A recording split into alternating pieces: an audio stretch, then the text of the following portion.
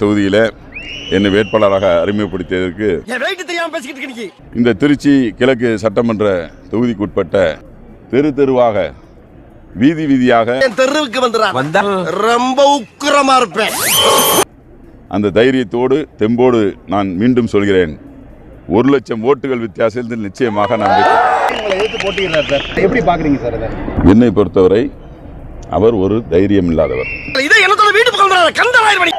பெரம்பூரை விட்டு விட்டு இங்க திருச்சி கிழக்குல என்னோடு மோத சொல்லுங்கள். திருச்சி கிழக்கு சி ஜோசப் விஜய். இதான உன் வீடு, வந்தாச்சு.